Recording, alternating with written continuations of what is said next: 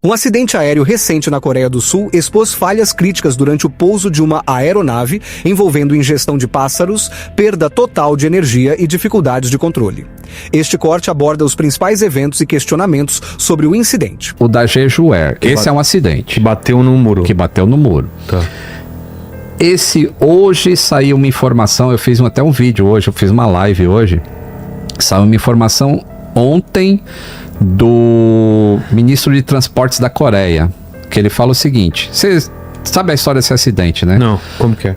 Esse avião estava vindo pro pouso na Coreia do Sul, lá em uma cidade, como é que chama a cidade? BNV pra gente. É um nome esquisito. Vinha pro pouso, tava aproximadamente 500 pés, que dá 150 metros, já avistando a pista. E antes, na descida, a própria torre já informa, ó, atenção, pássaros na região. Isso é comum. Quando tem pássaro, a torre informa e o piloto já fica ali meio mais esperto. Mais esperto, tipo, não, ele evita descer ou... Não, ele só fica esperto de se tocar, eu vou fazer alguma coisa. Tá. Se bater em mim, eu tenho que ver o que é e tomar uma decisão. Porque muitas vezes não dá para desviar. Quando você está estabilizado para pouso, você não pode fazer uma curva que aí você perde o eixo da pista e vai ter que arremeter e fazer alguma outra coisa.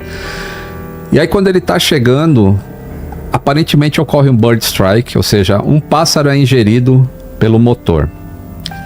E aí, 1 minuto depois, o cara declara emergência e diz que está arremetendo. E 3 minutos depois, o cara toca na pista num outro sentido. Ó, ele tá pousando no sentido norte. E aí dá esse problema.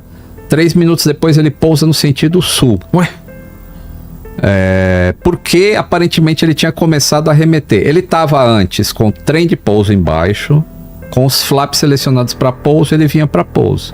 Quando ocorre o problema, ele começa a arremeter, ele recolhe trem de pouso e ele começa a recolher flap. E vai subir. Só que aí pode ter acontecido um outro bird strike, uma outra ingestão no outro motor, ou pode ter acontecido alguma outra coisa que eu não quero especular agora. Mas ele perde os 2 motores. Por que ele perde os 2 motores? Porque a informação de ADS-B, que é esse rastreio que a gente vê nesses aplicativos, aquilo some. Na hora que aquilo some também a gravação do Fly Recorder. A gravação de vozes e de dados do avião para de gravar. Ou seja, falhou toda a força elétrica do avião. E é um evento muito raro acontecer isso. Você tem que perder realmente os 2 geradores para perder aquilo. Onde ficam os geradores? No motor. Então os motores estão girando, o gerador está funcionando. O motor parou de funcionar, os geradores não geram mais energia. E aí existe o terceiro, né? Como sempre tem coisa redundante no avião, existe o APU. O gerador do APU é capaz de alimentar os 2 barramentos que os geradores do motor alimentam. Só que o APU demora aí uns 2 minutos e alguma coisa para dar partida. Os caras não tinham esse tempo. Então eles ficaram sem energia. E hoje eu mostrei num vídeo, na live, quem quiser assiste a live aí de hoje à tarde, que eu mostro um esquema elétrico de como isso pode ter acontecido. Mas ele vai, ele tenta fazer o pouso pelo outro lado e ele vem sem trem de pouso e sem flap. Então ele está muito veloz. O 737, flap é para diminuir a velocidade. O flap é para diminuir a velocidade e aumentar a sustentação. E o trem de pouso também é para diminuir a velocidade. Também, né? Porque mais quando você abaixa dá aquele arrasto, o avião até dá uma desacelerada quando baixa o trem de pouso. Ele vinha sem isso. E a pergunta é por quê? O que mais diminui a velocidade? Tem umas coisas de redundância, alguma coisa para... Se essas coisas dão problema, tem outras coisas para reduzir a velocidade? Se existe spoiler, mas você não usa ele na hora do pouso. Não sei se usaria numa condição dessa de estar totalmente sem recurso nenhum. Reverter motor, sei lá, umas coisas assim. O spoiler, ele...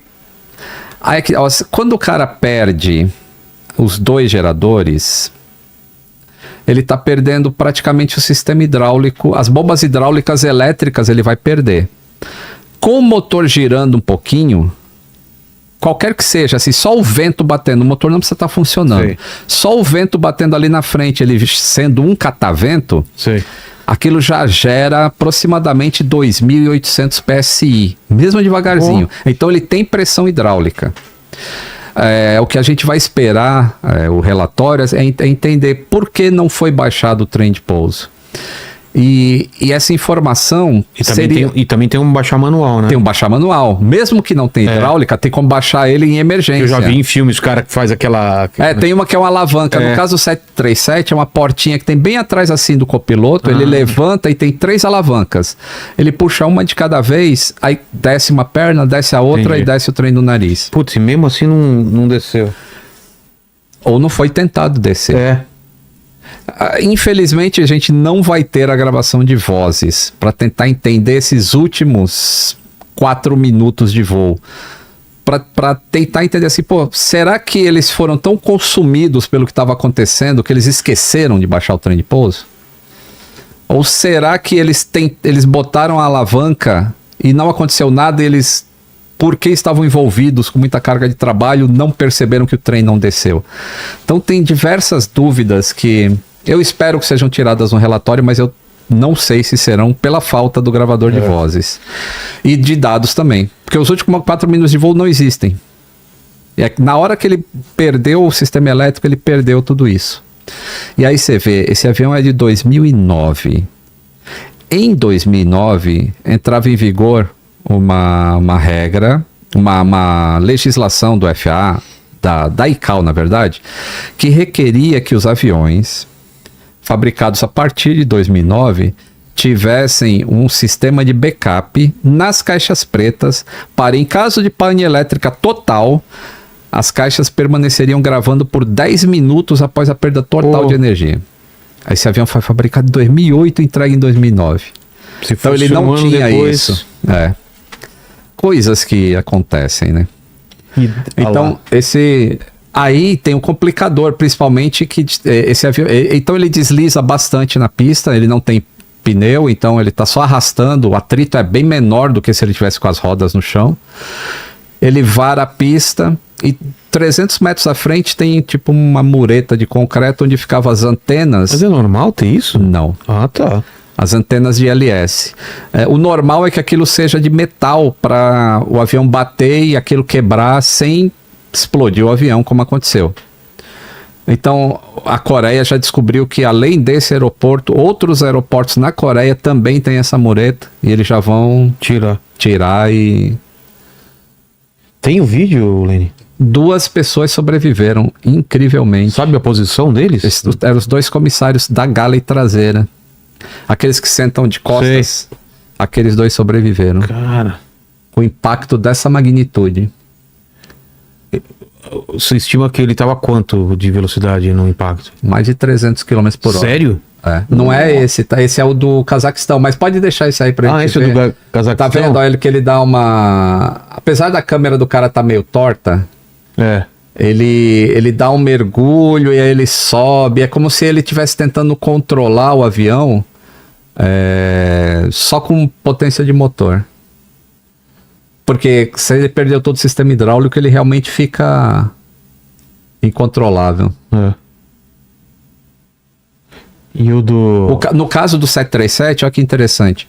No caso do 737, a perda de todo o sistema hidráulico, ele ainda mantém alguns comandos de voo, que é por cabo direto, mas vai ficar muito difícil de mexer. Ele consegue manter a inclinação de asa e o nariz para cima e para baixo. No caso do Embraer, ele não tem a reversão manual. Esse é o do muro ou não? Não, esse é o do... ainda é do Embraer? Esse é o do Cazaquistão. Cazaquistão. Ó, sobrou intacto ali praticamente. Cara.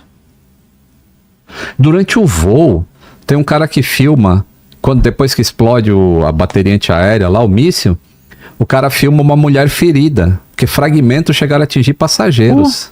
Já pensou em alcançar sua liberdade financeira, trabalhando, no conforto da sua casa e sem precisar aparecer? Com o treinamento do Peter Jordan, você aprende o passo a passo para ganhar dinheiro no YouTube sem mostrar o rosto. Aponte a câmera do seu celular para o QR Code e comece a realizar esse sonho.